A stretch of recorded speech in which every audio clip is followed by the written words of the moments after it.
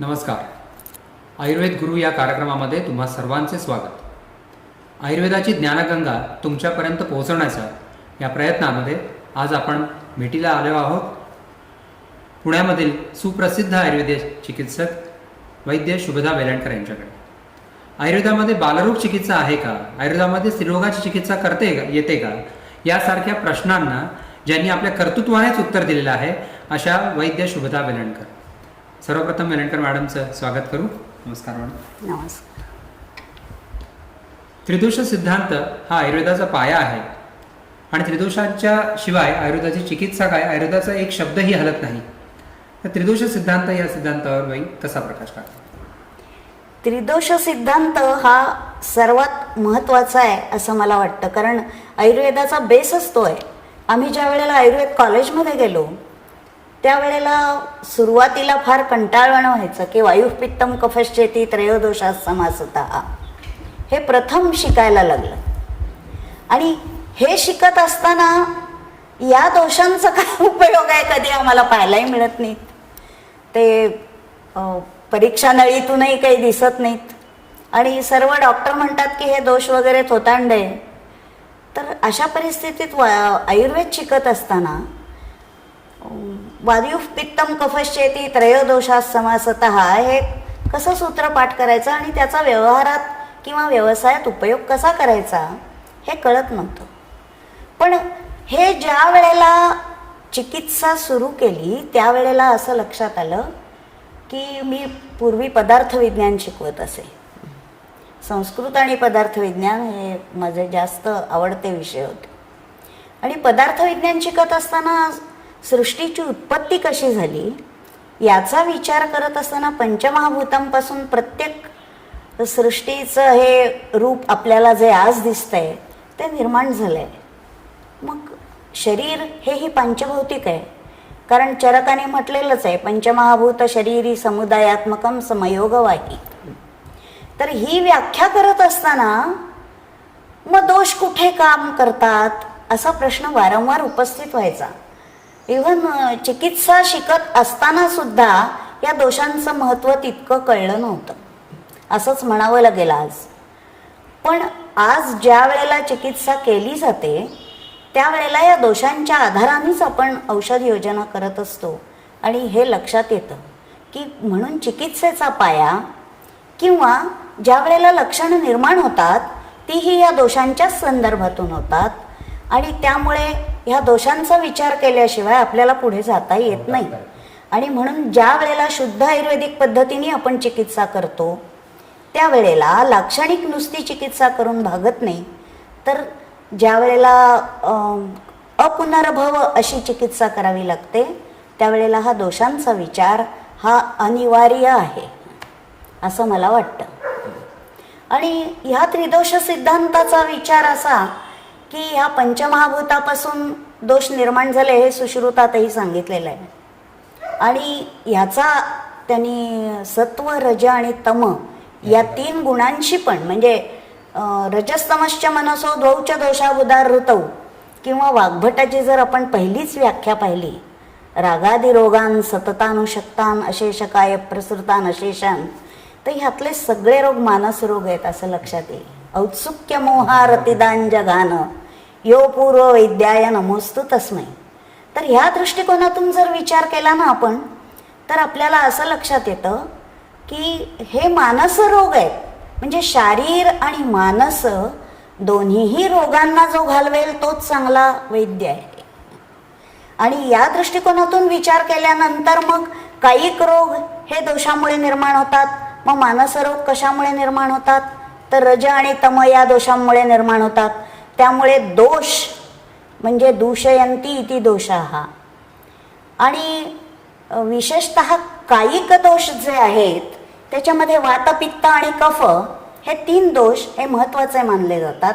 म्हणून वायु पित्तम कफश्चेती त्रयोदोषात समासतः. आणि त्याची सामान्य चिकित्सा सांगितली जाते पहिल्या अध्यायात. वाग्भट घ्या किंवा इतर कोणताही घ्या. तर या बाकीच्या चरकाची मांडणी ही फार वेगळी आहे, परंतु वाग्भटाची मांडणी ही चिकित्सेच्या दृष्टिकोनातून जास्त चांगली आहे असं मला वाटतं आणि सुलभ आहे. तर त्या दृष्टिकोनातून जर विचार केला तर पाठांतराला सोपा, आपल्या सिद्धांताला योग्य, म्हणजे त्यातून कुठलाही सुटला नाही आहे चरकाचा भाग, किंवा काही भाग सुश्रुताचा सुद्धा, पण चरकाशी जास्त अधिष्ठित आहे काय चिकित्सेच्या अधिष्ठानामुळे.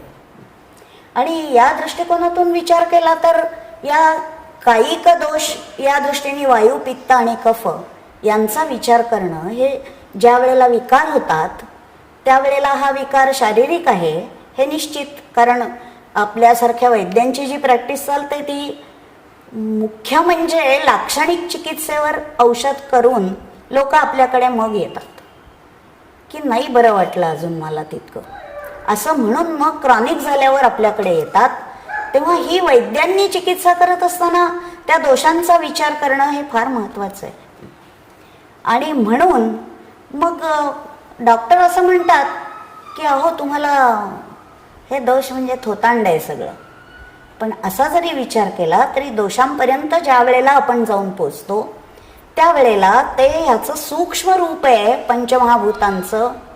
असा जर विचार केला तर या पंचभौतिक सृष्टीप्रमाणे आपला देहही पंचभौतिक आहे आणि त्याचा समयोग हा नीट चालावा. समयोगवाही म्हणजे आयुष्य हे चैतन्याच्या अनुषंगाने असणारा जो पंचभौतिक समुदाय, तर त्या समुदायाच्या दृष्टिकोनातून अहरहा गच्छती ते आयु, आणि हे माझं चैतन्याने युक्त अशा प्रकाराने आयुष्य जावं असं जर वाटत असेल तर हा दोषांचा विचार हा कधीही टाळता येणार नाही. कारण काही लक्षणं अशी राहतात की जी दोषांशी निगडीत असतात. म्हणजे मला आत्ता गॅसेस होत आहेत, तर गॅसेस होत आहेत ह्या शब्दाचा केवळ अर्थ काय, म्हणजे ते आधमान आहे, म्हणजे पोटफुगी आहे, की गॅसेस पास होत आहेत, की अपचन आहे, की दोष साम झालेले आहेत, हा विचार म्हणजे परत आपण दोषाशी जाऊन पोचतो. आणि म्हणून दोषांचा विचार हा सतत करावा लागतो. प्रत्यक्ष व्यवहारामध्ये एखादा रुग्ण समोर आल्यानंतर त्रिदोष चिकित्सा, त्रिदोष सिद्धांतांचा आपण कसा उपयोग करतो? हां, प्रत्यक्ष रुग्ण समोर आल्यानंतर सुरुवातीला त्याचं जे लक्षण असतं त्या दृष्टिकोनातून हे लक्षण कोणत्या दोषाकडे जातं याचा विचार प्रथम करावा लागतो. आणि तो जर आपल्याला नाही लक्षात आला, काही वेळेला नाही येत असं की गर्दी खूप असली आणि काही वेळेला एखादं लक्षण हे विसरून जातं, पण तरीसुद्धा सुरुवातीला लाक्षणिक 4 दिवस चिकित्सा केली की मग आपल्या लक्षात येतं की अरे हे ह्या दोषाचं लक्षण आहे. आणि म्हणून त्या दृष्टिकोनातून जर आपण औषध योजना केली तर त्याला बरं वाटतं. उदाहरणार्थ माझ्याकडे एक बाई येत होती, तिला आग होत होती, पोटात माझ्या आग होती असं ती सतत म्हणे. आणि तिला मी पित्तावरची चिकित्सा दिली. सामान्यतया काय की आग होते हे लक्षण आहे पाहिल्यावर आणि पित्त स्थानात आहे, पण तो वातपित्तज म्हणजे वाताचा अनुबंध त्याला जो होता तो माझ्या लक्षात सुरुवातीला आला नाही. आणि 4-5 दिवस औषध दिल्यानंतर ती जेव्हा थोडंसं बरं वाटतंय पण मला अजून पूर्ण बरं नाही असं म्हणायला लागली, तेव्हा 8 दिवसात तिला बरं वाटलं. म्हणजे हा वाताचा अनुबंध माझ्या आधी लक्षात आला नाही. तेव्हा हा सर्वात महत्त्वाचा भाग आहे की त्या दोषापर्यंत आपण जाऊन पोचल्याशिवाय व्यावसायिकरित्या सुद्धा यश मिळवू शकत नाही.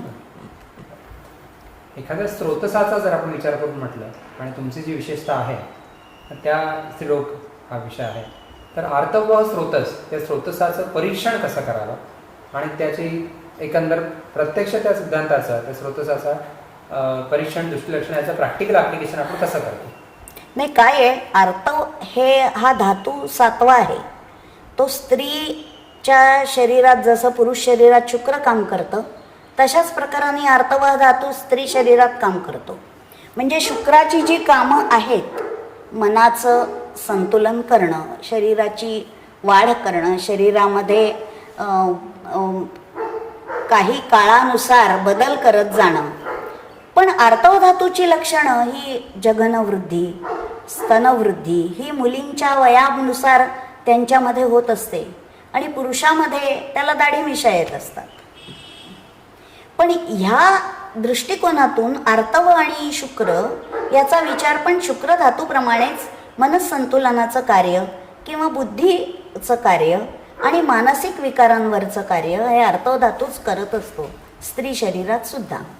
आणि याचा विचार केल्यानंतर मग आपल्या असं लक्षात येतं की ह्या सगळ्याचा विचार करत असताना शुक्राप्रमाणेच आर्तव धातू जरी कार्य करत असला तरी शुक्र हा बहिःप्रवृत्त धातू आहे आणि आर्तव हा केवळ महिन्यातून एकदाच स्रवणारा अंतःप्रवृत्त धातू आहे. आणि त्यामुळे स्त्री बीज हे त्यावेळेला निर्माण होत असल्यामुळे गर्भधारणेसाठी अत्यंत आवश्यक आहे.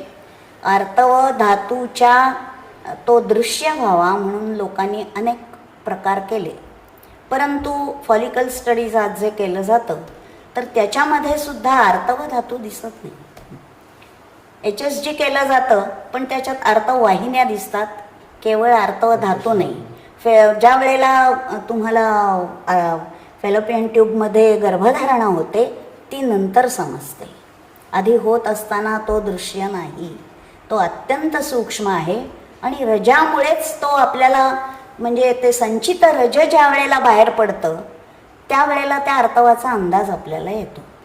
पण नाही तर काम मात्र करत असतो पण आपल्याला दिसत नाही. तसेच दोष आहेत की जे सतत काम करत असतात परंतु ज्या वेळेला शरीर चांगल्या पद्धतीने कार्यरत असतं त्यावेळेला आपल्याला कळत नाही. मग रोगी अवस्था आली की त्या दोषांची आठवण येते म्हणून त्यांना दोष म्हटलं जातं.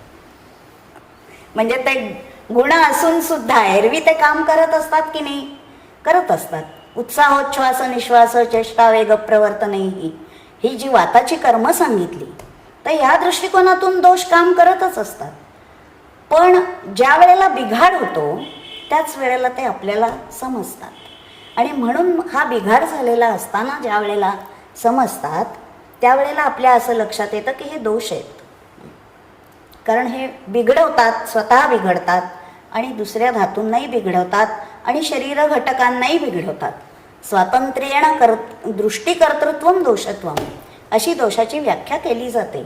आणि त्या दृष्टिकोनातून जर विचार केला तर या दोषांचं महत्त्व अनन्यसाधारण आहे.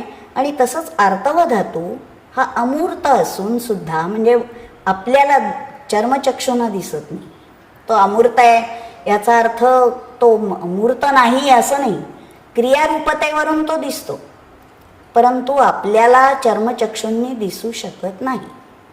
त्याला दुसऱ्या कोणाची तरी मदत असेल तर तो दिसू शकतो, मायक्रोस्कोपमधून दिसू शकत नाही.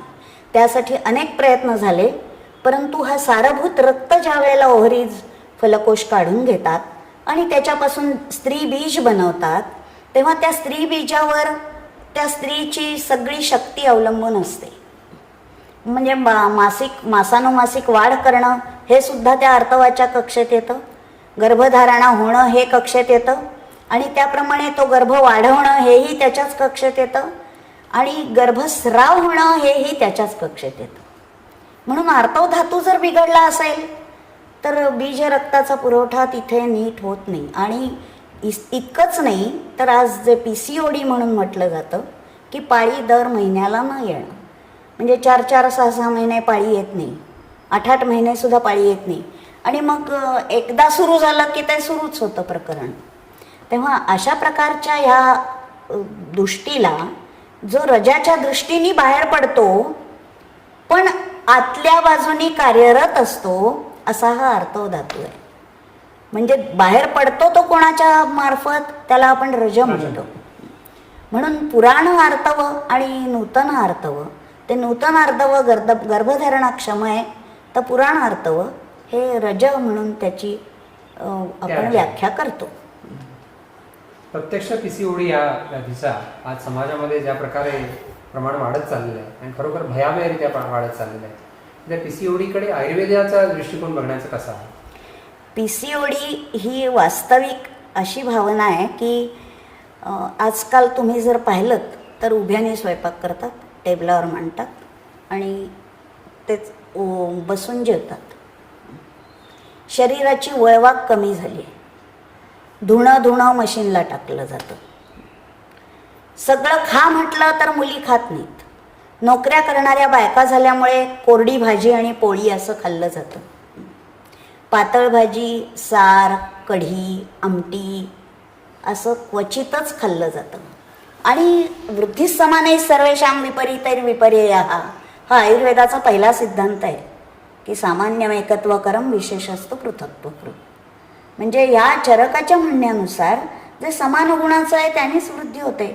मग तो पातळ भाग जातच नाही. मग सारखं कॉफी पितात मुली, कॅडबी पितात, काय आणखीन काय पितात, पण जो भाग भाज्या खात नाहीत, उसळी खात नाहीत, कढण हा प्रकारच गेलेला आहे, पातळ भाजी ही लुप्तच व्हायला लागलेली आहे.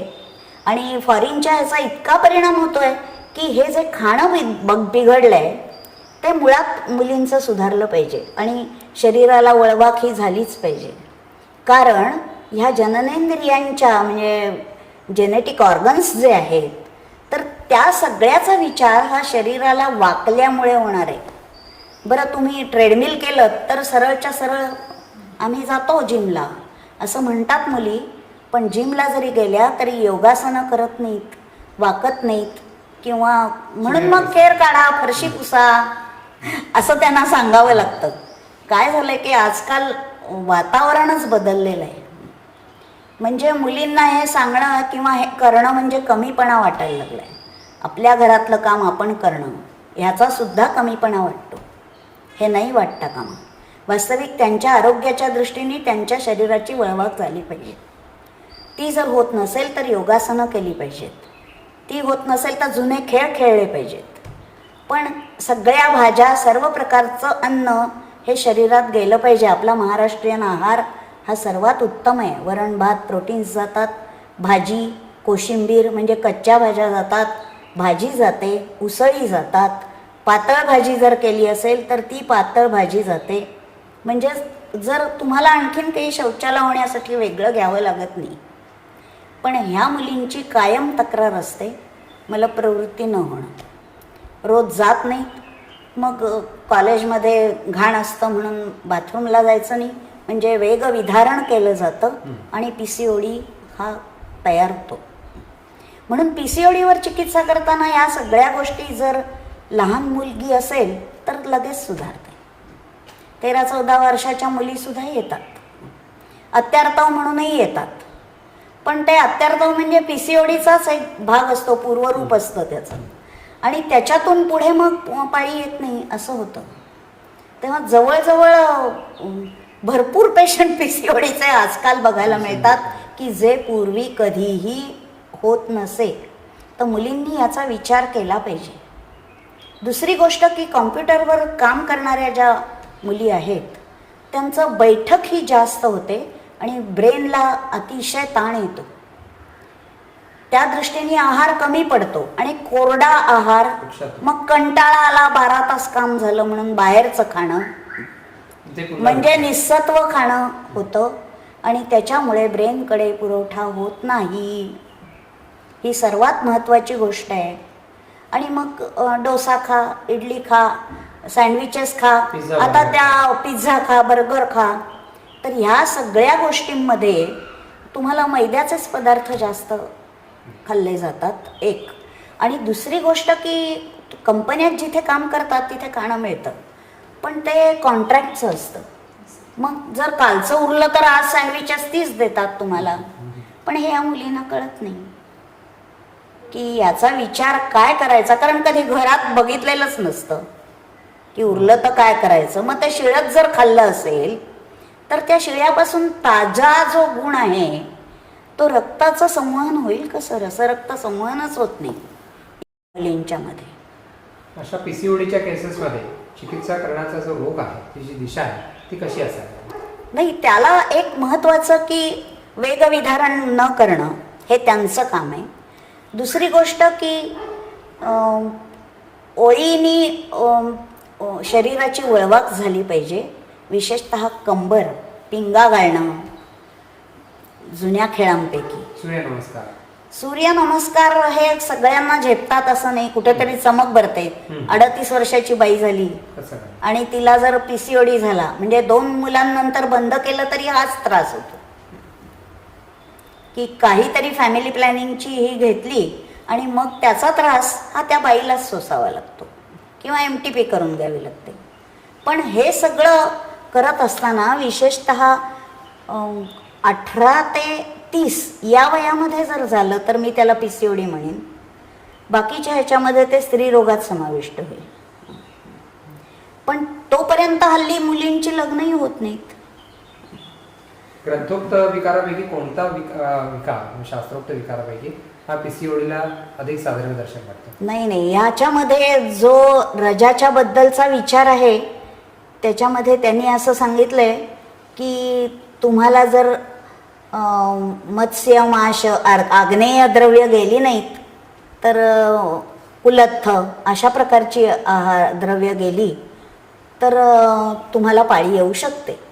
पण अशी औषधं देऊन सुद्धा त्या मुलींना ज्या वेळेला पाळी येत नाही आणि स्रोतोरोध इतका तीव्र असतो म्हणजे तो केवळ आर्तवह स्रोतसाचा नसतो तर मलवह स्रोतस आहे, मूत्रवह स्रोतस आहे, अग्नी त्या ठिकाणी कार्यक्षम नसतो आणि खाण्याची सवय सात्म्य ज्याला आपण म्हणतो ते प्रवर सात्म्य नसतं.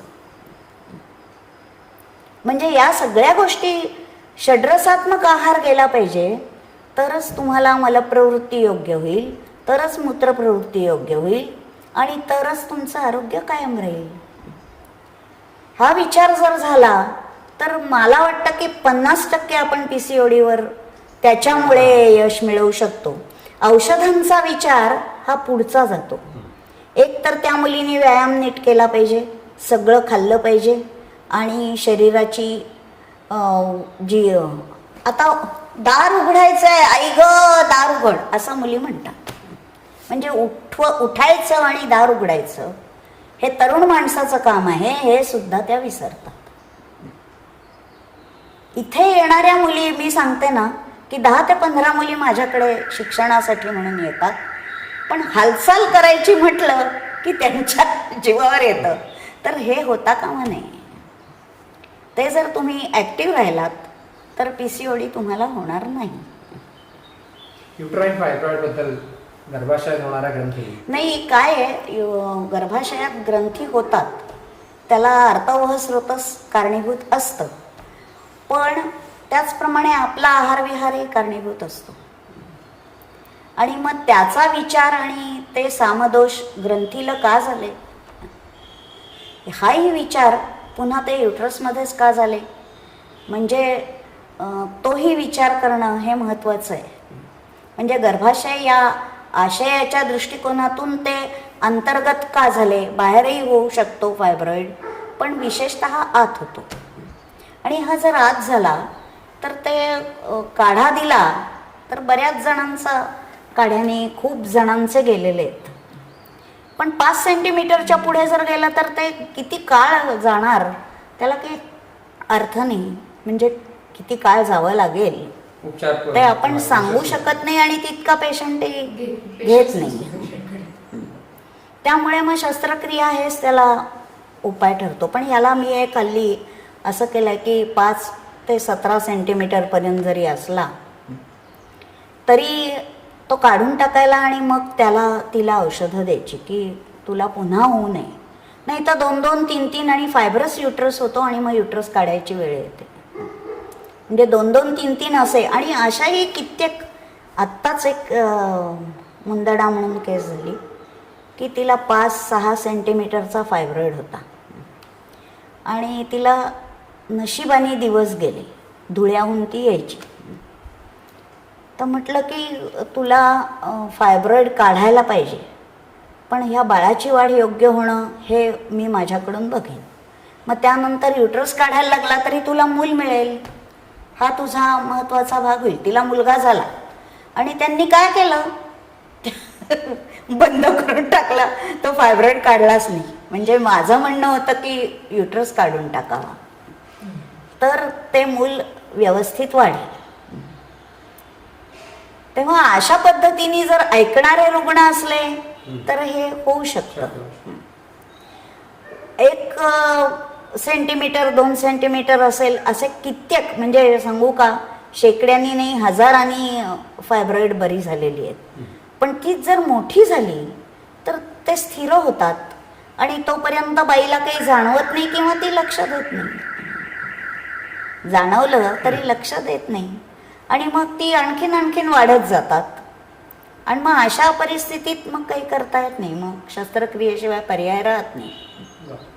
काय चिकित्सा करताना पण प्रसव मात्र काही वेळेला असं होतं की हे जे 2-2, 3-3 फायब्रॉईड असतात तर ते सुद्धा कमी होतात आणि बाळाची वाढ योग्य होते आणि नॉर्मल डिलिव्हरी झालेली अशी उदाहरणं माझ्याकडे आहेत. काय चिकित्सा म्हणताना कायो अंतराग्नी उच्चते तस्य चिकित्सा काय चिकित्सा. तर अशा या अग्नी या तत्वाला आयुर्वेदामध्ये चिकित्सेच्या प्रत्येक अंगामध्ये महत्व आहे. त्या अग्नी या सिद्धांतावर प्रकाश टाका. अग्नी ह्या दृष्टिकोनातून जर विचार केला तर वास्तविक जाठराग्नी हा सर्वात न तो पित्त व्यतिरेकाद अन्य हा अग्नी असं सुश्रुत सरळ म्हणतो. आणि त्यामुळे पाचक पित्त त्यक्तद्रवत्वम पाकादिकर्मणा अनल शब्दितम या दृष्टिकोनातून जर विचार केला तर शरीरातलं पित्त म्हणजेच अग्नी आहे. म्हणून दाह, भा, प्रभा, कांती ही सगळी पित्तावर अवलंबून असते. वर्णसुद्धा पित्तावर अवलंबून असतो. पण हा अग्नी हा जाठराग्नी एक की जो आपल्या शरीरात अन्नाचं पचन करतो. अर्थात जे आपण खातो त्याचपासून शुक्रादी धातू बनत असतात. म्हणजे शुक्रांत म्हणू आपण, रसापासून रक्तापर्यंत. पहिल्यांदा आहार रस बनतो, मग पुन्हा त्याचं सूक्ष्म पचन होतं.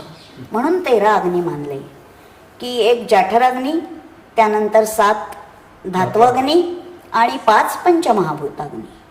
आता या पंचमहाभूताग्नींची चिकित्सा 30 दोषांची आपल्याला कारणीभूत ठरते की सूक्ष्म पचनामध्ये धातू तयार होतात. अग्नीच्या संपर्काने परिणमन होऊन आहार रस तयार झाला. आपण जर चांगलं खाल्लं, म्हणून मी मगाशी PCODीत आहार रसाचा मुद्दाम उल्लेख केला की प्रवरसात्म्य असेल, षड्रसात्मक आहार असेल तर चांगल्या पद्धतीने तो आहार रस तयार होईल. मग सूक्ष्म धातूचा रसरक्त संवहनात रसाकडे रक्ताकडे तो भाग जाईल आणि त्यामुळे द्रवधातूची कधीही हानी होणार नाही. मग द्रवधातू जर मिळत राहिले तर फलकोशांना सुद्धा शोषून घ्यायला ते काम सोपं जातं. ते द्रवधातूच मिळाले नाहीत, नुसतं पाणी पिऊन काही आहार रस तयार होत नाही. तेव्हा ह्या दृष्टिकोनातून जर विचार केला तर अग्नीची संकल्पना ही आयुर्वेदातलं सर्वात महत्त्वाचं स्थान आहे असं मला म्हणावं लागेल. कारण अग्नीची संकल्पना म्हणजे परिणमन आहे. प्रत्येक परमाणूचं परिणमन होतं म्हणून तो शरीरात शोषला जातो. आणि ज्या वेळेला परिणमन होत नाही त्यावेळेला त्याची संचिती होते. आणि म्हणून हा सूज येणं किंवा फायब्रॉईड होणं किंवा गाठ येणं किंवा स्किन डिसीज होणं हे सगळे भाग हे त्या अग्नीच्याच ह्याच्यातून होत असतात. आणि म्हणून अग्नीचं महत्त्व हे अनन्यसाधारण आहे. कारण परिणमन प्रक्रिया मुखापासून गुदापर्यंतचा भाग, त्याच्यामध्ये अन्नाचं पचन, मग त्यामध्ये पहिल्यांदी जठरामधलं पचन, अन्नम कालेभ्यवृतम, ते प्राणाने ज्या वेळेला गिळण्याची प्रक्रिया केली त्यावेळेला जाठराग्नीची क्रिया त्याच्यावर होते आणि ते गरम होतं अन्न आणि मग पुन्हा ते ग्रहणीमध्ये खाली येतं. आणि ह्या ग्रहणीमध्ये शोषणेंद्रिय पण आहेत आणि हे पण आहे लघ्वंत्रामध्ये. तेव्हा ते जो भाग शोषला जाईल तो तिथे शोषला जातो, पुन्हा ज्याचं पचन होणार नाही तो पुढे पाठवला जातो. असा प्रवास होत होत ते पक्वाशयापर्यंत येतं. पुन्हा ते नाही झालं तरी त्याचा पक्वाशयातही शोषणेंद्रिय आहेत, ती शोषून घेतात आणि मलभागाने तो भाग विसर्जित होतो आणि सार किट्ट विभजन त्याच ठिकाणी उंदुकस्तम विभजते. याने मल त्या ठिकाणी साठतो आणि मल आणि मूत्र हे वेगळे केले जातात. द्रवभाग मूत्र आणि घनभाग मल. या दृष्टीने त्या ठिकाणी आपलं स्थूल पचन संपतं की जे मी आज जेवलोय ते माझं पचन झालं, मला सकाळी शौचाला झालं. पण हे पचन म्हणजे पचन आहे का? नाही. त्याच्यानंतर पुन्हा सूक्ष्म पचन काम करतं. म्हणजे रसधात्वग्नी त्या आहार रसावर काम करतो. मग त्या रसधात्वग्नीनी करायच्या वेळेलाच ते रक्तामध्ये रूपांतरित होतं. रसाद रक्तम ततो मांसम मांसान मेदाह ततोस्थिच, या दृष्टिकोनातून ज्या वेळेला ते जात असतं, हे भ्रमण शुक्रापर्यंत चालतं आणि आत्यंतिक सारभाग हा शुक्र काढून घेतो आणि त्याच्याहून जो सारभाग आहे तो ओज काढून घेतो. म्हणजे तो शरीराच्या आपल्या आयुष्यासाठी तो वापरला जातो, इमर्जन्सीला ओज भाग. नाहीतर काही तो रोज वापरला जात नाही. म्हणजे शुक्र जसं बहिःप्रवृत्त आहे तसं ओज बहिःप्रवृत्त नाही.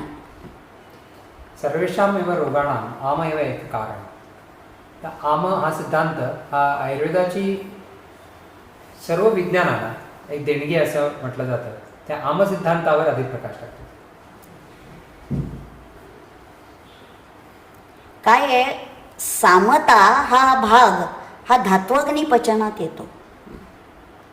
म्हणजे मुळात माझं अन्न कच्चं राहिलं, आम्लपित्तात आपल्याला लक्षात येतं की भाताच्या भात जे खाल्लंय ते सगळंच्या सगळं पडतं. त्या ठिकाणी अग्निप्रक्रिया करत नाही म्हणून ते पडतं. पण तरी आपण त्याला सामदोष सामपित्त असं म्हटलं जातं. सामा इत्युपदिश्यन्ते ये च रोगास्तदुद्भवाः उष्मणोल्प बलत्वेन धातुमाद्यम अपाचितम. तर या दृष्टिकोनातून जर विचार केला तर सामदोष ही घडण ही प्रथम आपल्या अन्नावर कळते. म्हणजे भात सुद्धा कच्चा राहिला तर तो पचू शकत नाही. पोळी कच्ची राहिली तरी ती पचू शकत नाही. खूप जाड असेल आणि पीठ असेल तर मनुष्य काढून टाकतो ते बाजूला. म्हणून ती पूर्ण भाजलेली पाहिजे. हा जो विचार आहे ना, हीच अग्निसंकल्पना आहे की ती भाजलेली पोळीच माझ्या पोटाला पचू शकेल. हे जसं माणसाला समजतं तसंच तो भाग परिणत झालाय हे धातूला समजतं आणि म्हणून तो खेचून घेऊया. म्हणून मग हाडं पोकळ होणं आणि हे होणं हे का होतं, तर मैद्याचे पदार्थ जास्त खाणं, आहारामध्ये अस्थिधातूला बल मिळेल अशा प्रकारचा आहार न घेणं. प्रोटीन्स ज्याला म्हणता आपण, वरण भात, वरण उसळी किंवा डाळी, तर या कडधान्य या सगळ्या कमी खाणं. अजिबात आवडत नाही मला, मी भाज्याच खात नाही असं म्हणणं, हे सुद्धा हे योग्य नाही आहे. माझ्या आरोग्याच्या दृष्टीने ह्या सगळ्या गोष्टी या माझ्यासाठी उत्पन्न झालेल्या आहेत. मांसाहारी लोकांनी मासे मटण हे खाल्लं पाहिजे. म्हणजे त्या दृष्टिकोनातून तो विचार हा त्या दृष्टीने महत्त्वाचा आहे की हे मी खाणार नाही असं नाही म्हणता का. मग ओव्हरियन कॅन्सर ही एक अशी एंटिटी आहे की ज्याच्यावर आयुर्वेदामध्ये उत्तर नाही असं म्हटलं जातं. मात्र ओव्हरियन कॅन्सरचे पेशंट तुम्ही बरं करता तर त्या आजाराकडे बघण्याचा दृष्टिकोन कोणता? नाही, काय आहे की बरे करता ह्या शब्दाचा अर्थ किती काळ बरे करता, म्हणजे ते पुनर्भव होतं का काही काळापुरतं मर्यादित आहे. हा भाग हा सर्वात महत्त्वाचा ठरतो. त्यातल्या त्यात जर विचार केला तर ओव्हेरियन कॅन्सर हा कठीण पडतो. गर्भाशयाचा असेल तर गर्भाशय निर्हरण करून ते बाजूला करता येतं. स्तनाचा असेल तर एक स्तन काढून ते बाजूला करता येतं. पण लिव्हरचा असेल तर लिव्हर काढता येत नाही. तसं ओव्हरीज काढल्या तर गर्भाशयाबरोबर ओव्हरीजही काही जण काढतात, पण मग त्याचा त्रास हा बाईला होत असतो. ओव्हरीज काढाव्या लागल्या तर त्याचा त्रास होतो. त्यामुळे ओव्हेरियन कॅन्सर ज्या वेळेला होतो त्यावेळेला तात्पुरतं बरं वाटतंय, हे ऑपरेशन केलं की तुम्हाला बरं वाटेल, मग ही केमो घेतली की बरं वाटेल, किंवा हा काढा घेतला की तुम्हाला बरं वाटेल, हे मी हिरक दिलंय ते दिल्यानंतर तुम्हाला बरं वाटेल. ह्या सुरुवातीच्या स्टेजमध्ये असेल तर त्यांनी बरं वाटून जातं. परंतु स्टेजेस जशा वाढत जातात, थर्ड स्टेजमध्ये आपल्याकडे रोगी आला तर त्याला माझं उत्तर नाही असं आहे कारण तो लिव्हर कॅन्सर होऊ शकतो. सुरुवातीला ओव्हरीजमध्ये जरी तो झालेला असला तरी तो लिव्हरवर परिणाम करू शकतो. आणि त्यामुळे ह्याचा विचार करत असताना ओव्हेरियन कॅन्सर हा प्राथमिक अवस्थेत आहे की कोणत्या स्टेजमध्ये आहे याचा विचार करणं हे आवश्यक आहे. आणि आयुर्वेदाची ही फार मोठी आजकाल जागतिक असं मी म्हणेन की 3rd स्टेजमध्ये आता कुठलं औषध चालत नाही, मग आयुर्वेदिक द्या, घेऊन बघा काढा किंवा घेऊन बघा भस्म असं म्हणतात. तर त्यामुळे 3rd स्टेजमध्ये किंवा त्याच्याही पुढच्या स्टेजमध्ये जर रुग्ण आला तर आपल्याला त्याच्यावर चिकित्सा करता येत नाही. पण तरीही बरे झालेले लोक आहेत, नाही असं नाही. पण माझ्या दृष्टीने जे कॅन्सरचे रोग बरे झालेत त्याच्यामध्ये ओव्हेरियन कॅन्सर म्हणजे लिम्फोमा किंवा कार्सिनोमा याच्यामध्ये हा प्रकार ओव्हेरियन कॅन्सरचा हा जास्त क्लिष्ट आहे. आणि आजकाल दुसरी गोष्ट की मुली आजकाल योनिशुचिता ही तितकीशी पाळत नाहीत आणि मग त्यामुळे सुद्धा हा जास्त बिघडत जातो. इन्फेक्शन वारंवार होतं आणि त्यामुळेही बिघडत जातं. तेव्हा हा सर्वात महत्त्वाचा भाग आहे की यामध्ये एकतर स्रोतरोध असतो, मलमूत्र संघ दोन्हीचा संघ असतो. आणि तिसरी गोष्ट रसरक्त संवहनातला फरक. म्हणजे कॅन्सरला कारणं त्याची कळत नाहीत, पण तो सुरुवातीच्या स्टेजमध्ये असेल तर बरा होऊ शकतो. आणि ते जर विश्वासाने आपल्याकडे आधीपासून येणारे रुग्ण असतील तर मला असा त्रास होतोय असं सांगितल्यावर ते बरं वाटून जातं. म्हणजे अशा लोकांना मी सांगतही नाही की तुम्हाला कॅन्सर होता. ब्रेस्ट कॅन्सर विषयी काय विषय सांगा? ब्रेस्ट कॅन्सरमध्ये मी आत्ता जे सांगितला तोच परिणाम आहे की काही वेळेला लग्नाच्या आधीसुद्धा मुली येतात की गाठी झाल्या आहेत म्हणून. म्हणजे सगळा कॅन्सरच आहेत का, किंवा त्यांना मॅमोग्राफी करायला पाठवायचं का? एक माझ्याकडे रुग्ण अशी आली होती की मॅमोग्राफी तिची जवळजवळ 40 वेळेला, तिचा नवरा डॉक्टरच्या हाताखाली काम करत असे, 40 वेळेला मॅमोग्राफी झाल्यामुळे त्या बाईच्या ब्रेस्टमधून सारखं पाणी यायचं. आता इतक्या वेळा मॅमोग्राफी करायची गरज असते का, हा सामान्य प्रश्न आहे. की एकदा केली, दुसऱ्यांदा फार तर केली, याच्या पलीकडे जर वारंवार केली तर त्याचा जो दुष्परिणाम होतो तो तिला भोगायला लागला.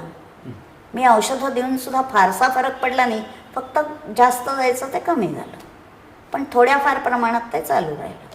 2-3 महिने तिने औषध घेतल्यानंतर बंद करून टाकलं. पण हा दुष्परिणाम होतो हे लक्षात ठेवायला पाहिजे की मॅमोग्राफी हे त्याच्यावरचं हे आहे का, नाही आहे. तर ते आपल्याला केवळ समजण्यासाठी आपण मॅमोग्राफी करत असतो. ब्रेस्ट कॅन्सरच्या बाबतीत गाठी नुसत्या आहेत तर बिनाईन आहेत की कॅन्सरस आहेत, हा सर्वात महत्त्वाचा मुद्दा असतो. आणि केवळ ह्यासाठी बायोप्सी करा असं म्हणून जर लहान मुलींना पाठवलं तर त्या घाबरतात. आणि म्हणून रसरक्त संवहनासाठी आत्ताच एक संगमनेरहून मुलगी येते, तिचं वय असेल 23-24, लग्नाची मुलगी आहे. पण गाठी इथपासून आल्या आहेत त्या काही वेळेला गंडमाळ्याच्या असतात, काही वेळेला स्तनोत्थ ग्रंथी असतात आणि काही वेळेला पचनातला बिघाड असतो. म्हणजे सूक्ष्म धातूतलं पचन हा जो मी मगाशी विचार सांगितला, त्या अग्नीवर काम करणारी जर औषधं दिली तरीसुद्धा त्या गाठी जातात असा माझा अनुभव आहे. ओळीने 5-5, 6-6 पेशंट काही वेळेला येत असतात अशाच प्रकारचे. आणि त्या साधारण वय 18 पासून ते 30, 35, 40 त्याच्या पुढे जर झालं तर तो ब्रेस्ट कॅन्सर असेल असं मला वाटतं. हां, नाहीतर ह्या वयामध्ये तिला पाठवलं ना तरी भीती वाटते. एक माझ्याकडे रोडे म्हणून मुलगी येत असे, तर तिला लग्नाच्या आधीच अशा दोन्ही स्तनामध्ये 3 गाठी होत्या. तिला औषधं दिली. एक वेळेला त्यांनी शस्त्रक्रिया आधी केली होती, पण फारसा फरक नाही. पुन्हा गाठी आल्या. मग तिला विचार केला आणि म्हटलं की हिचा पचनातला बिघाड असेल, म्हणून तिला औषधं दिली आणि ती व्यवस्थित झाली. तिचं लग्न झालं, तिला मुलगी झाली, ती सुद्धा त्रास न होता झाली. म्हणजे दिवस राहण्यासाठी सुद्धा तिला काही जे औषध दिलं त्याचा परिणाम इतका झाला की तिला ताबडतोब दिवस राहिले, मुलगी झाली. आता होईल मुलगा, म्हणजे आता ती मुलगी 2-1 वर्षाची असेल. पण असं होऊ शकतं की लहान वयामध्ये झालेल्या गाठी या केवळ कॅन्सरसच असतात असं समजून त्याच्यावर उपाय करू नयेत. हे मी अगदी 7-8 काय रोज दवाखाना असतो तर 5-6 पेशंट जर असेच ओळीने आले तर त्याचा विचार हा वेगळा करायला लागतो. आणि पूर्णपणे बऱ्या झालेल्या आहेत. अपुनर्भव चिकित्सा इतक्या बऱ्या झालेल्या मुली आहेत. म्हणजे आता ती मुलगी एक बाई 50 वर्षाची आहे. म्हणजे बघा की तिला तरुण वयामध्ये तिला गाठ आलेली होती आणि ती आता 50 वर्षाची मुलगी आहे बाई. अशा ब्रेस्ट कॅन्सरच्या किंवा पण काही वेळेला असं होतं, एक मला वाटतं रत्नागिरी किंवा तिकडच्या बाजूनी आलेली होती आणि 3rd स्टेज होता कॅन्सर, ब्रेस्ट कॅन्सरचा. तर तिला अत्यंत दडस मोठा आणि सगळ्या शिरा त्याच्यावर दिसत असणाऱ्या अशा प्रकारचा तो ब्रेस्ट झालेली होती. म्हटलं ताबडतोब दीनानाथला जा आणि ऑपरेशन करून घ्या. मग त्याच्यानंतर माझ्याकडे या, म्हणजे तो सगळ्या शरीरभर पसरणार नाही या दृष्टीने तुम्हाला औषधं देईन. आणि अशा पद्धतीने ती बाई बरी झाली. म्हणजे पुन्हा तिला त्रास झाला नाही. पण ते काढल्यामुळे तिला बरं वाटलं. म्हणजे शिरा काळ्या निळ्या होऊन अशा त्या वरती येऊन ब्रेस्ट मोठी झालेली होती. शस्त्रक्रिया योग्य वेळेला झाली असा त्याचा अर्थ करता येतो. 10-10 वर्ष आयुष्य मिळू शकतं, 10-15 वर्ष सुद्धा. अशा वेळेला जर ती 1st किंवा 2nd स्टेजमध्ये असेल तर तो आजार बरा होतो. 1st स्टेजमध्ये असेल तर बरा होतो. 2nd स्टेज 3rd स्टेज असं असेल तर कळत नाही. आणि तो इतका झपाट्याने वाढतो की मल्टिपल त्याच्यामध्ये वाढ होत असते. त्यामुळे काही प्रकारात विशेषतः पित्त प्रकृतीत ही वाढ झपाट्याने होते. हे माझ्या जे लक्षात आलं ते असं की त्यामुळे तो अतिशय त्रासदायक होतो आणि मग त्याला आपण नाही काही करू शकत. मॅमोग्राफीचा उपयोग न करता अशा गाठी कॅन्सर आहेत किंवा नाही हे ओळखता येईल का? नाही, काय आहे की सुरुवातीला त्या कमी होत आहेत का नाही ह्याच्यावर एक 8-10 दिवसामध्ये फरक आपल्याला कळू शकतो. जर कमी होत असतील तर मॅमोग्राफी करायची गरज पडत नाही. पण ज्या वेळेला ते दडस होऊन घट्ट लागायला लागतं त्यावेळेला तुम्ही मॅमोग्राफी करून घ्या आणि मग जर बायोप्सी करायची असेल तर करून घ्या असा सल्ला द्यावा लागतो. पण आत्तापर्यंत तरी लहान मुलींच्या पूर्णपणे बऱ्या झाल्यात. आणि मी सांगितलं तसं की 38-40 या वयामध्ये किंवा पाळी जाण्याच्या वयामध्ये जर झाल्या तर मात्र त्याची मॅमोग्राफी करावी लागते आणि पुढची स्टेज ही बायोप्सीपर्यंत जावं लागतं. मग त्यानंतर जर कॅन्सर असेल तर त्याप्रमाणे औषध योजना करावी लागते आणि तो किती वाढला आहे याचाही विचार करावा लागतो.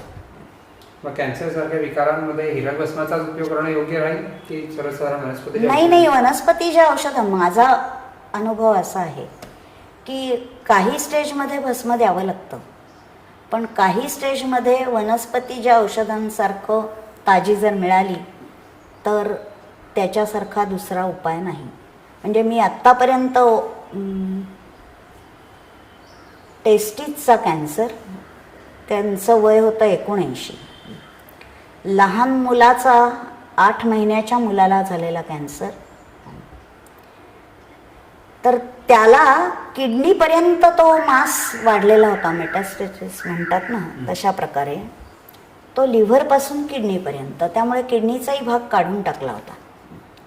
पण ते वडील असं म्हणाले की एकतर तुमच्याच औषधाने झालेलं आहे आणि आम्ही तुमचं औषध काही केल्या बंद करणार नाही. परिणाम असा झाला की त्या 8व्या महिन्यामध्ये झालेला त्याचं ऑपरेशन झालं. 10 इंच तो इतकं ऑपरेशन झालं, किडनीचा वरचा भाग डाव्या किडनीचा काढून टाकला होता. आणि त्या सगळ्या प्रकरणातून असं झालं की ते केमो वगैरे त्याच्या झाल्या 10-11 महिन्यापर्यंत. आणि माझी औषधं ते वडील यायचे घेऊन जायचे. मी फक्त केमोचा त्रास होऊ नये, लहान मुलं आहे त्या दृष्टिकोनातून त्याला वनस्पतीची औषधं आणि काही गुळवेल सत्वासारखी की जी टिकाऊ आहेत, अशी हिरक वापरलं नाही अशी औषधं त्याला देत होते. आणि दात येत आहेत, तो चालायला लागला वर्षाचा, तेव्हा डॉक्टर म्हणाले तुम्ही दुसरं औषध देता का काही? कारण म्हणाले आम्ही जे एवढं मोठं ऑपरेशन केलं आहे तर हा बरा कसा झाला? म्हणजे त्याला दात आलेत सगळे, त्याची जखमही भरून आली, आणि मुख्य म्हणजे वर्षभराने त्याचा एक्सरे काढला तर तो किडनीचा जो भाग कट केला होता तोही वाढला, जोग त्या मुलाचं आडनाव. आणि 3 वर्षाचा झाला तेव्हा कॅन्सर अजिबात नाही अशी त्यांनी लक्षणं सांगितली. रिपोर्ट त्याचा सांगितला, आता शाळेत घालायला हरकत नाही. आणि एक पैही मी कधीही त्याच्याकडून घेतली नाही. आणि ही वनस्पतीची औषधं दिली. आता दुसरे एक आणखीन लिम्फोमाची केस आहे. एक 16 गाठी होत्या त्यांना, जांघेमध्ये, काखेमध्ये, इथे मानेवर. आणि आता काही तुम्ही फार जगणार नाही म्हणून सोडून दिलं. तर म्हणाले आता माझ्याकडे पैसेही उरले नाहीत केमो करायला. इतकी परिस्थिती आल्यानंतर 70च्या पुढे ते गृहस्थ माझ्याकडे आले आणि त्यांना फक्त काढा लिहून दिलाय, काढ्याबरोबर गोळ्या देते आणि ते छान हिंडतायत, फिरतायत, व्यवस्थित आहेत, एकही गाठ नाही. हळूहळू करत सगळ्या गाठी गेल्या. तेव्हा असा आपल्या दृष्टिकोनातून आपण जर योग्य विचार केला तर चांगल्या पद्धतीने यश मिळतं. 3rd स्टेजमध्ये असलं तर मी आधीच सांगितलं की सगळीकडेच तो पसरलेला असतो, मग अशा वेळेला आपण काही करू शकत नाही. म्हणजे अग्नीचा विचारसुद्धा त्या ठिकाणी करू शकत नाही, पण त्यांना उपशय मिळतो. अशी माझ्याकडे कुंदरा म्हणून एक बाई येत होती. तर ती मला वाटतं राहायची अगदी सुरुवातीला. तिला गळवं झाली होती, पण मी बघितलं आणि म्हटलं की अहो हे सगळ्या अंगावर गळवं आहेत, म्हणजे हे काही एक गळू नाही आहे, हे कॅन्सर आहे.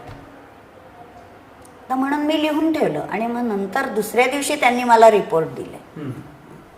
ही गोष्ट आहे 30 वर्षापूर्वीची. पण त्यांना जो काढा दिला त्यांनी ती बाई अशी विव्हळायची की सगळ्या अंगाला ते लस गळायची. आणि त्यामुळे ती विव्हळायची. तर 2 वाडे बाजूला शिवाजी रोडला राहायची ती, मला आता आठवलं. आणि 2 वाडेपर्यंत ते असं हूं असा जो आवाज यायचा, तर ते तिचं बंद होऊन शांतपणाने तिला मृत्यू आला महिनाभराने. म्हणजे मी म्हणेन की हा सुद्धा उपशयच आहे की तिचं हे जे कुंथणं कणणं थांबलं, म्हणजे तिच्या वेदना थांबल्या असणार, त्याशिवाय ती कशी शांत राहील. वंध्यत्व किंवा इन्फर्टिलिटी या ट्रीटमेंटमध्ये स्त्री रोग जी येते, म्हणजे जी नारी येते, तिच्या तक्रारी आणि तिच्यामधील वंध्यत्वाची कारणं यांचा काय विचार आयुर्वेद करतात? वंध्यत्वाच्या कारणांमध्ये अनेक प्रकारची कारणं संभवतात. एक म्हणजे पहिलं कारण आहे की बीजदृष्टी, त्यात आर्तवदृष्टी आणि पुरुषाची सुद्धा दृष्टी. आणि हल्ली कम्प्युटरच्या ह्याच्यात काम करत असताना फार लोक त्या याची मला आढळतात. म्हणजे त्यांची मोटिलिटीच कमी असते आणि स्पर्म काउंटही कमी असतो. म्हणजे त्या मुलांना कॉन्फिडन्स द्यावा लागतो आणि मग त्याच्यातनं पुढे त्या बाईला चिकित्सा दिल्यानंतर उपशय मिळतो. स्थानिक चिकित्सा मी देते. चॉकलेट सिस्ट किंवा याच्यावर अगदी ट्रिमेंडस फरक पडतो. फायब्रॉइड काढल्यानंतरही कित्येक जणांना झालंय. आणि 2-3 फायब्रॉइड असली लहान लहान तर त्यांच्या नॉर्मल डिलिव्हरी झालेल्या आहेत, ते फायब्रॉइड पूर्णपणे गेलेत.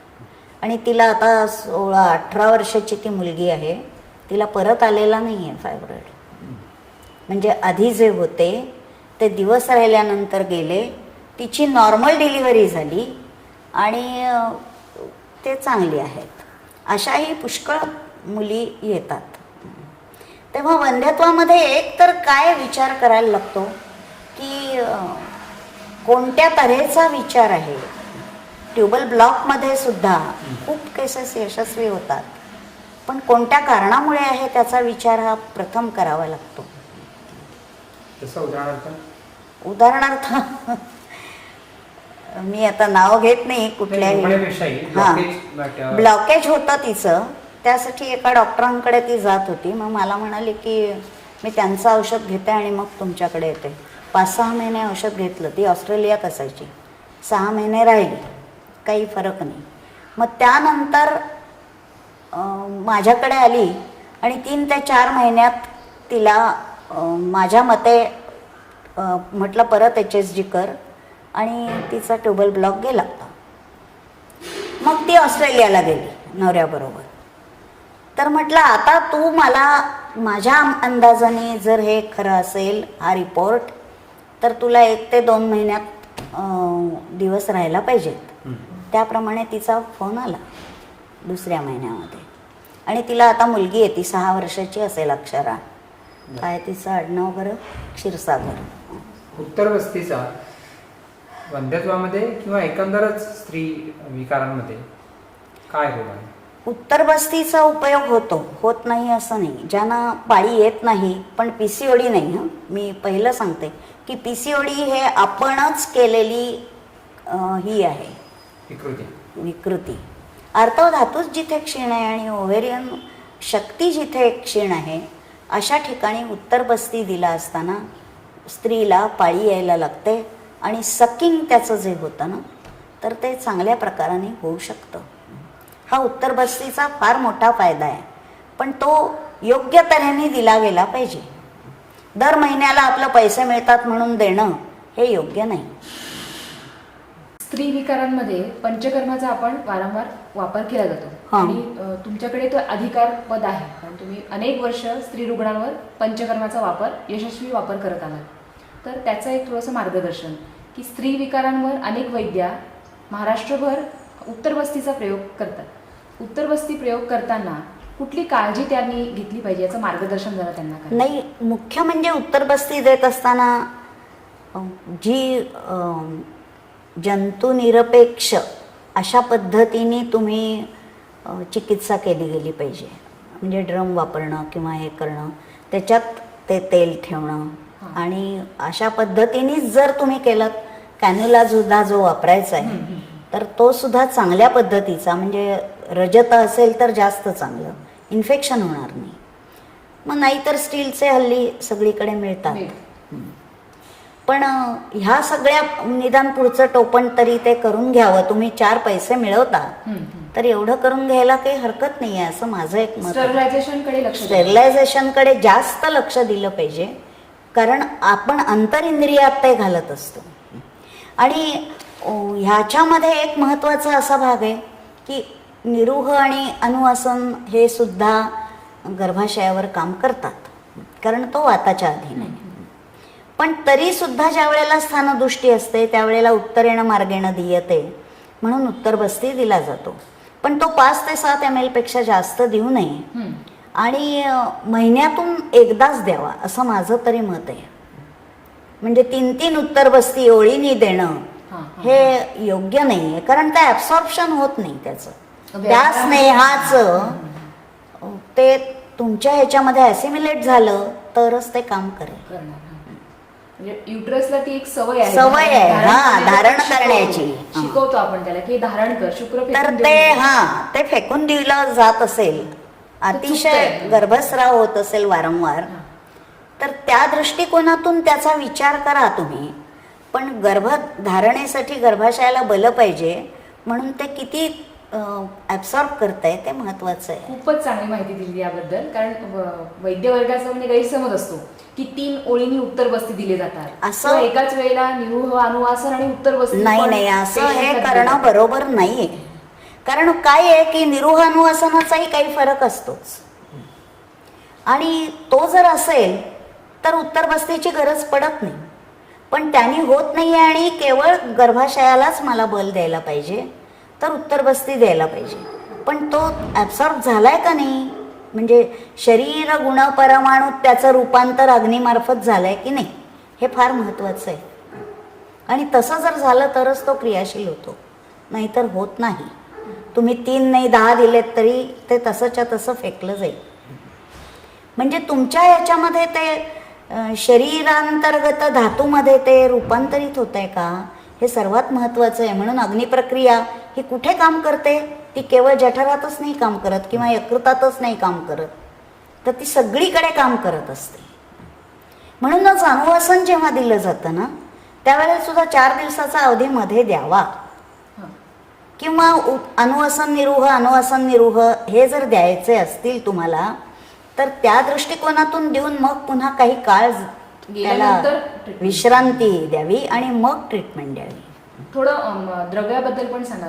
जे उत्तरबस्तीसाठी द्रव्य वापरतात ते घेताना वैद्यवर्गाने कुठली काळजी घ्यायला हवी, म्हणजे त्यांच्या क्लिनिकमध्ये कुठलेही हॅझार्ड किंवा कुठलेही त्यांना नाही. पहिलं मी सांगितलं की बला तेल किंवा शतपाकी बला तेल, शतपाकी शतावरी तेल असं ते स्वतः केलं पाहिजे. ते जर केलं गेलं नाही तर मी आत्ता सांगितलं तसं बला तेल बाहेरून आणल्यानंतर त्याच्यामध्ये खाली गाळ राहतो आणि हे तुम्ही गाळूनच घ्यायला पाहिजे. ते तरलं पाहिजे पूर्णपणे. ज्या वाग्भटांनी 6व्या अध्यायामध्ये कल्पस्थानाच्या त्याचं तशा प्रकारे ते तेल सिद्ध झालं पाहिजे. मग जी द्रव्य वापराल ती तुमच्या बुद्धीनुसार, त्या अवस्थेनुसार जी द्रव्य वापराल त्यांनी सिद्ध. तुम्ही जर यष्टीमधू तेल केलं तर ते तेल करत असताना सुद्धा चांगल्या पद्धतीने ते तयार केलं पाहिजे आणि ते 5-7 ml पेक्षा जास्त घालू नये. ते किती ॲब्सॉर्प्शन आहे त्याचं ते बघावं, त्यानंतर दुसरा उत्तरबस्ती द्यावा. उत्तरबस्ती ह्या उपचारामध्ये दुर्दैवाने काही जर अपाय झाले, काही व्यापक दिसले, तर त्याला आजच्या घडीला आपल्याला कायदेशीर सपोर्ट किंवा लिगल सपोर्ट काय असू शकतो? नाही, काय आहे सांगू का, तुम्ही जर औषधच चांगली वापरली नाही आणि मगाशी मी सांगितलं तसं इन्फेक्शनचा विचार केला नाही, तर ह्या सगळ्या गोष्टी एकतर उकळलेल्या पाहिजेत, हे केलेलं पाहिजे. हे जितकं महत्त्वाचं आहे तितकं बाहेरची स्वच्छता त्या जागेची आणि रुग्णाची, तीही स्वच्छता ही अतिशय योग्य तऱ्हेने, तिला मलमूत्र विसर्जन होत आहे की नाही याचा विचार करून मग उत्तरबस्ती द्यायला पाहिजे. म्हणजे आधी निरूह अनुवासन द्यायलाच पाहिजेत. पण ते दिल्यानंतर तिचं कोष्ठशुद्धी आहे का हा विचार केल्यानंतर आता हे गर्भाशयामध्ये ते काम करेल असा विचार करून मग त्यात उत्तरबस्ती दिला तर त्याचा उपयोग होईल. पुंसवनाचं जे 21व्या शतकामध्ये भवितव्य असेल तर त्या दृष्टीने काहीतरी मार्गदर्शन करा. पुंसवन हे काय आहे, प्रत्येकाला आपल्याला मुलगा असावा असं वाटतच असतं. आता हा शांततेचा काळ म्हणजे काय की कृत्रिम रीतीने शांतता चालू आहे. पण ज्या वेळेला लढायला जातात तेव्हा जरी बायका गेल्या तरी प्रत्यक्ष लढायला पुरुषच जातात. तेव्हा पुंसवनाचा काळ या दृष्टिकोनातून जर विचार केला तर मुलगे जास्त असावेत असं का वाटतं, हा विचार पहिला करायला पाहिजे. दुसरी गोष्ट की मुलीला हल्ली मारवाडी किंवा काही समाजामध्ये खूपच मागतात मुलीच्याकडून. वास्तविक संसार हा 2 रथाची चाकं म्हटली तर पुरुष आणि स्त्री ही दोन्हीही त्याला योग्य असतात. म्हणजे असं मागणं हेही काही योग्य नाही आहे. पण हा सगळा विचार केला तरी 5-5, 7-7 मुली असलेले माझ्याकडे येत असत आणि चांगले मोठमोठे बागायतदार की ज्यांना मुलगा हवा आहे, अशा पद्धतीने एक तरी मुलगा असावा असा विचार करून जे येणारे लोक असतात त्यांना आपल्या दृष्टिकोनातून म्हणजे शारीरस्थान वाग्भट 2 ह्या अध्यायातून मला असं वाटतं की पण त्यांना बीज पुरुषाचं शुक्र वाढण्यासाठी त्यांना औषधं द्यायला लागतात. हेच मी एका कंडक्टरला सांगितलं. तो एसटीत कंडक्टर होता. तर त्याला म्हटलं की तुला औषध घ्यावं लागेल, तुला 5 मुली आहेत तर. हा म्हणाला असं हे पहिल्यांदाच मी ऐकतोय की तुमच्याकडून हे असं घ्यायला लागेल. म्हटलं बघा एवढ्या मुली होत आहेत म्हणजे तुमचा हे येतोय, पण 5 मुली आहेत आणि तुम्हाला मुलगा झालेलाच नाही आहे, तर याचा अर्थ औषध तुम्हाला पाहिजे, बायकोला नको आहे. तेव्हा तिला घरी ठेवा आणि तुम्ही औषधाला या, मग तुम्हाला औषध देईन. गेला निघून तरा रागाने.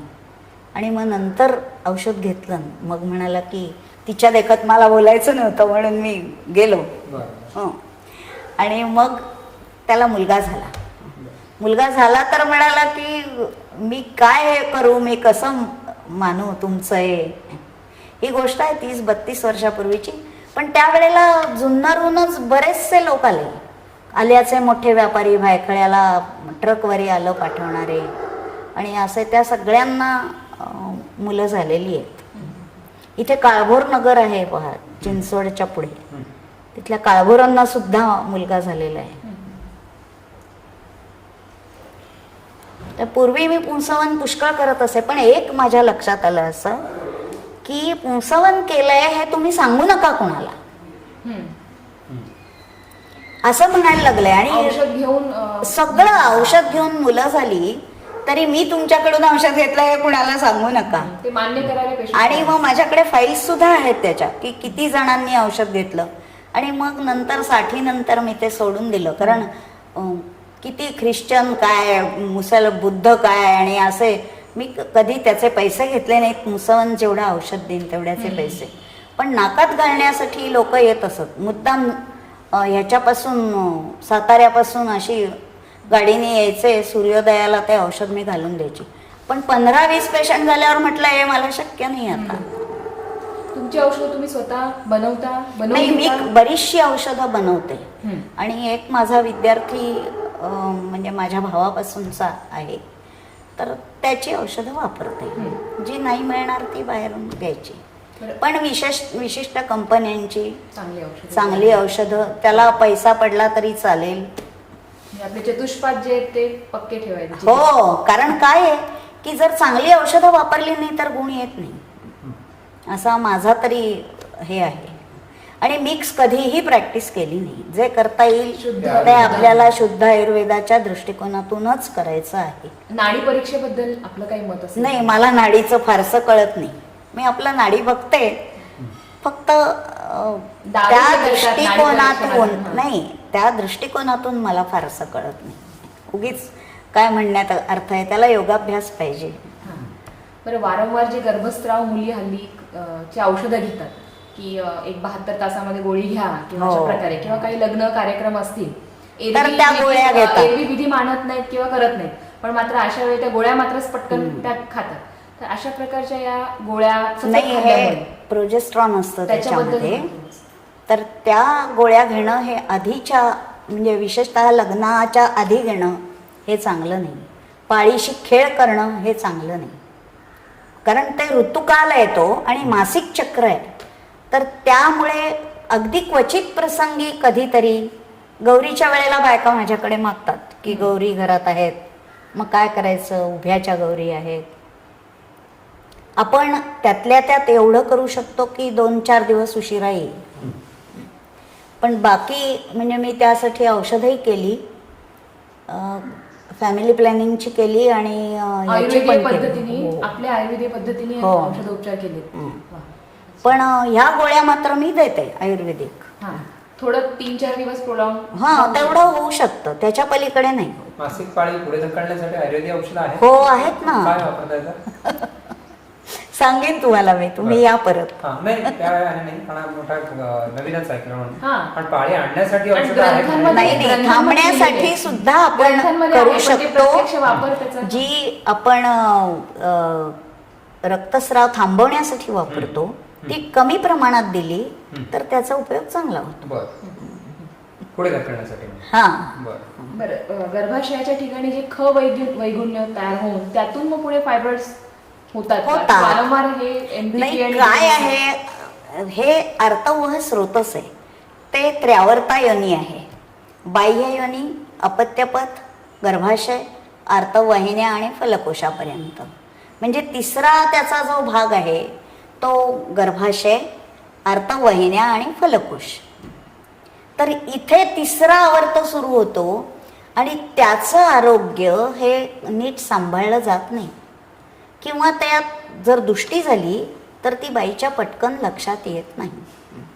तेव्हा या दृष्टिकोनातून पाळी नियमित येणं आणि पाळीच्या वेळेला त्रास न होणं या गोष्टी जर असतील तर काही हरकत नसते. म्हणजे तृतीय आवर्त हा चांगला आहे असं म्हणता येतं, पण त्या कोणताही जरी त्रास असेल तर त्याच्या दृष्टिकोनातून तिला चिकित्सा करावी लागते. म्हणून अनुवासनाचा इथे उपयोग चांगला होतो. हां. अग्नीशी पण म्हणजे संबंधित. अग्नीशी संबंध राहतो, आणि दुसरी गोष्ट की तिथलं जे वाताचं स्थान आहे आणि अपानवायूच्याच कक्षेत गर्भाशय येतो, तर अपानाच्या कक्षेतून तो बाहेर गेल्यामुळे वात निघून जातो. कित्येक जणांना, म्हणजे मला तर असं म्हणावं लागेल की मी धावन चिकित्सा आणि धूपन करते. तर त्या चिकित्सेमुळे इन्कम टॅक्स ऑफिसर काय आणि काय काय ज्यांना योनीतून आवाज येतो हां, प्रसवानंतर. वाद सरतो. वाद सरतो. तर योनिस्वना जो हे लक्षण आहे ते कित्येकांचं गेलेलं आहे. अनुवासन आणि हा, धावन आणि दुकान. धावन आणि धूपन. तर धूपनाचा उपयोग इतका छान होतो की बायका रिक्षा करून यायच्या त्यावेळेला. म्हणजे ग्रंथांमध्ये ज्या चिकित्सा सांगितलेल्या आहेत त्या आणि ह्या तशा- कशासाठी मी करायला लागले, मी आधी मला गायनिकची एवढी आवड नाही आहे. मी पहिलंच सांगितलं की मी संस्कृतज्ञ आणि पदार्थ विज्ञान हा माझा विषय होता. तर सुरुवातीला मी ते शिकवत असे, आणि मग आमच्या कॉलेजमध्ये अष्टांग आयुर्वेदमध्ये मी शिकवत असे. तर तेव्हा प्रसूती शिकवायला कोणी नाही म्हटल्यावर मला असं रडायला यायला लागलं. म्हटलं आता कॉलेज सोडायची वेळ येणार. तर दत्तू काका शेंडे त्यावेळेला होते व्हाईस प्रिन्सिपल. ते म्हणाले, अरे आमचा 10 रुपयात जर असं म्हणायला लागला तर काय करायचं, तर तू आता हा विषय घे. तो विषय घेतल्यावर मी म्हटलं मी शिकवणार काय मुलींना किंवा मुलांना. जर हे शिकवायचं झालं तर मला चरकातल्या या आधी करून, म्हणून मी प्रॅक्टिस सुरू केली. म्हणजे आधी चिकित्सक होऊन मग अध्यापन. हा, आणि मग म्हणून प्रॅक्टिस सुरू केली, आणि त्यावेळेला मला इतकं यश मिळालं. म्हणजे काय, शिकवण्यामुळे मला ग्रंथाचा अभ्यास चांगला होता, सिद्धांत स्पष्ट होते, आणि त्यामुळे मी पहिल्याच ह्याच्यात म्हणजे पहिल्या आठवड्यातच 7 पेशंट झाले, 10 पेशंट झाले, असं करत प्रॅक्टिस वाढत गेली, आणि मुलंही झाली त्यांना. म्हणजे चरकाची चिकित्सा किती उपयोगी आहे हे त्यावेळेला मी, आता तुम्हाला एक उदाहरण सांगते की माझ्याकडे, मी ज्यांच्याकडे शिकले तर त्या मला म्हणाल्या की काय हे मूर्खपणा करतेस तू, हे अशा पद्धतीने करणं म्हणजे मूर्खपणा आहे. पगार मिळत नाही म्हणून काय झालं, आमच्या अष्टांग आयुर्वेदला तेव्हा ग्रांट नव्हती. तर हा काय अशा पद्धतीने काय तुला हे होणार आहे चरक वाचून. म्हटलं चरकातल्याच चिकित्सा मी करून बघणार आहे, आणि त्या दृष्टिकोनातूनच विचार करणार आहे, आणि तेच मी मुलांना शिकवणार आहे.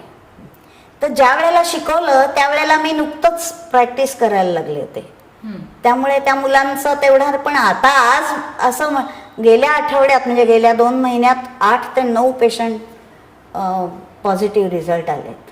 म्हणजे असं म्हणता येईल की निश्चितच खूपच चांगलं यश. पण तुम्ही वापरता? हो, पिचू वापरते. योनी धूपन, योनी धावन आणि पिचू पिचू, धारण. हं. असं सगळं ट्रीटमेंट मध्ये असतं. परिचर्या हल्ली मुली किंवा रजस्वला परिचर्या जी आहे, हो, ती तिला अजिबात पाळली अजिबातच जात पाळलं नाही. स्त्री स्वातंत्र्य खूप वाढलेलं आहे, आणि त्यातून वैज्ञानिक नाही. आणि दुसरी गोष्ट अशी आहे की हे पॉलिस्टरचा वापर जो आहे ना, हा घातक आहे खरं. जीन्स पण खूप टाईट घातल्या जातात. आणि ड्रेस, कालच मी एका मुलीला ओरडले, काल बुधवार होता ना, तर म्हटलं हा ड्रेस घालून ट्रीटमेंटला यायचं नाही परत. म्हणजे इतकं ते टाईट होतं की मलमूत्र संघ होतो. आणि दुसरी गोष्ट की जी ट्रीटमेंट दिली आहे त्याचा उपयोगच होत नाही, ते जाम बसून राहतं. म्हटलं 2 तास ठेवायचा. म्हणजे चरकाने, त्या टीकाकारांनी सांगितलेलं आहे की एक मूत्रवेग येऊन गेल्यानंतर दुसरा मूत्रवेग येईपर्यंत पिचू धारण करण्यासाठी. पण ते अजिबात जातं, आणि त्याच्या उलट सगळंच हे होऊन जातं. बरं, हा खरंच अमेरिकेसारख्या देशात की जिथे थंडी असते तिथे घालणं आहे. उष्णकटिबंधात तुम्ही कशासाठी हे वापरता अंधानुकरण आहे. सैलसर कपडे जे आहेत मग आपले, तेच आपले वापरले पाहिजेत. रजस्वला परिचर्या 21व्या शतकात कशा प्रकारे सांगता येईल? नाही, काय आहे, 21व्या शतकात जरी रजस्वला परिचर्या असली तरी त्यामध्ये पॉलिस्टर कमी वापरावं. म्हणजे ते केमिकली सुद्धा तुम्ही जर झटकलत तर त्याच्यातनं आवाज येतो, तर त्याचा परिणाम हा दुष्परिणाम होतो. आणि हल्ली जाहिराती जर तुम्ही पाहिल्यात टी व्हीवर, तर ब्रॉड आहे आणि हे आहे म्हणून असलं करून त्या सगळ्यात पॉलिस्टर वापरलेलं असतं. त्याचा स्वस्तामध्ये. त्रासच होतो. तो त्रासच होतो. म्हणजे हे 10 वर्षांनी कळेल बायकांना. हो, निश्चित. स्किन डिसीज होतात, ते जात नाहीत, आणि ह्या सगळ्याचा परिणाम म्हणून शेवटी ते सोडून द्यायला लागतं. अशाही काही मुली आहेत. तेव्हा ह्या संदर्भात म्हणजे 2च मुलं होतात हल्लीच्या दृष्टीने विचार केला तर. म्हणजे पुढे जर मासिक पाळी चालूच राहते की नाही 45-50 पर्यंत, तर हा त्रासदायक भाग आहे खरं तर. मतिमंद किंवा मेंटली चॅलेंज जी मुलं आहेत त्यांच्यासाठी बाई तुमचं काम खूपच अगदी म्हणजे नावाजण्यासारखं काम आहे. खूप चांगलं काम आहे. एक आई आयुर्वेदाच्या क्षेत्रामधली त्या मुलांसाठी अशी इथे खंबीरपणे उभी आहे. तर त्याच्याबद्दल थोडीशी माहिती द्या की तुमचं हे काम, तुम्ही कुठली प्रेरणा कशी तुम्हाला मिळाली? आणि नाही, तुम्ही कसं- मला प्रेरणा मिळाली. मी आत्ताच एक दिवाळी अंकात लेख लिहिलाय. काय तुम्हाला मिळाला मुंबईला तर बघा, सुगंध सरिता नावाच्या मासिकात. मी त्यांना म्हटलं की मी तुम्हाला ओळखत नाही तर कसं काय तुम्हाला देऊ. तर त्या दृष्टिकोनातून जर विचार केला ना, तर मी मगाशी म्हटलं तसं शारीर आणि मानस हे दोन्ही भाग हे शरीराशीच निगडीत असतात. म्हणजे त्यात ॲलोपॅथीचं हे शारीर ह्याच्यामध्ये किंवा शस्त्रक्रियांमध्ये त्यांनी खूप प्रगल्भता दाखवलेली आहे. पण मानस विकारांमध्ये ट्रँक्विलायझर्स वापरली जातात, त्याच्या रिॲक्शन्स येतात आणि त्या सर्वात वाईट आहेत. म्हणजे बुद्धी वाढावी, बुद्धीचे पदर अलगद उलगडावेत. धी, धृती, स्मृती, प्रज्ञा, प्रतिभा, प्रत्येकाचं वर्गीकरण वेगळं वेगळं केलेलं आहे. आणि ह्या दृष्टिकोनातून ते विचार करत नाहीत. उलट मान्यत्व येतं त्या हां, गोष्टीला. आणि मग ते डल होतात मुलं. म्हणजे त्यांच्यामध्ये फरक पडला तर तो कशा पद्धतीचा पडतो, तर डलनेस वाढतो. आणि आपल्याकडे जी औषधं मी वापरते, तर त्या दृष्टिकोनातून जर विचार केला तर ती मुलं शहाणी होतात. म्हणजे ती न चालणारी रडणारी मुलं आहेत ना, तर ती चालायला लागली आहेत आज. 1.5-2 वर्षामध्ये ती मुलगी आज पावलं टाकते. त्यांनी मला मोबाईलवर फोटो दाखवला की आत्ता ती आलेली नाही आहे, नांदेडहून येते ती, साक्षी देशमुख म्हणून. तर हा जो फरक पडतो हा पडू शकत नाही. म्हणजे तिच्या ज्ञानेंद्रियांना उत्तेजना मिळाल्याखेरीज ती चालायला लागली का, हा सर्वात महत्त्वाचा प्रश्न आहे. मग आयुर्वेदीय औषधं आणि पंचकर्म उपचार नाही, पंचकर्म कुठली मुलं ही करून देत नाही. आयुर्वेदीय उपचार मी सांगते ना की त्यांना मसाज करत असे, हां. तर एका मुलाच्या लाथा मी खाल्लेल्या आहेत त्यासाठी.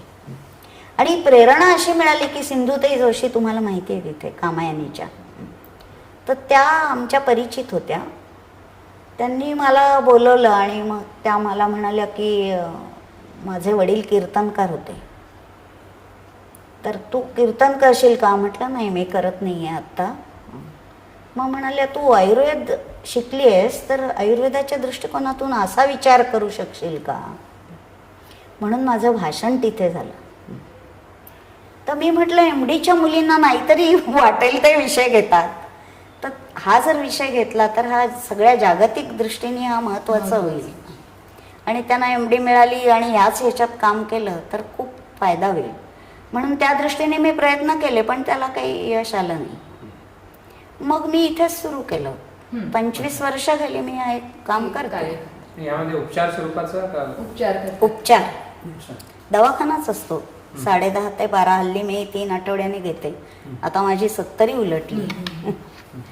तर त्यामुळे आता मला जास्त होत नाही. पूर्वी दर आठवड्याला येत असत मुलं. पण दुसरी गोष्ट की जी अशी परस्वाधीन मुलं असतात ती जसजशी मोठी होत जातात, चालली तर ठीक असतं, नाही चालली तर एक मनुष्य माझ्याकडे खांद्यावरून घेऊन येत असे, हा म्हात्रे पुलाच्या पलीकडे राहायचा, तो मुलाला खांद्यावर न घ्यायचा.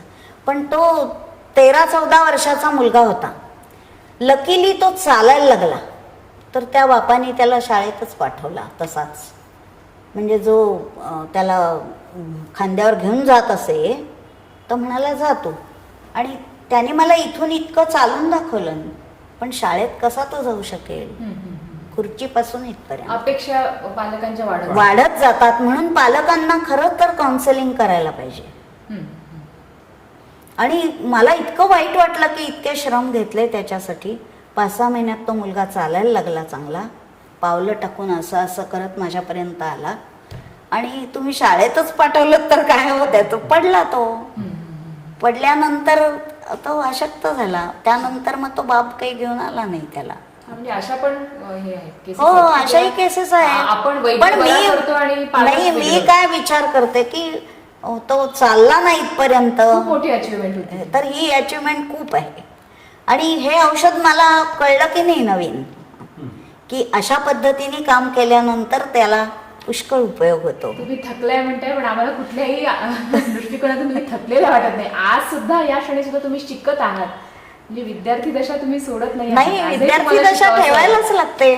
मी काय ब्रह्मदेव नाहीये. मी कालच एक त्या मुलीला सांगितलं की माझ्याकडे बाळ पडली आहेत आणि घ्या यातलं एक. असं का देणार आहे तुम्ही, मला प्रयत्न मी करणार आहे, तुम्ही त्याला मदत करा, तरच तुम्हाला उपशय मिळेल, नाही तर कसा मिळेल.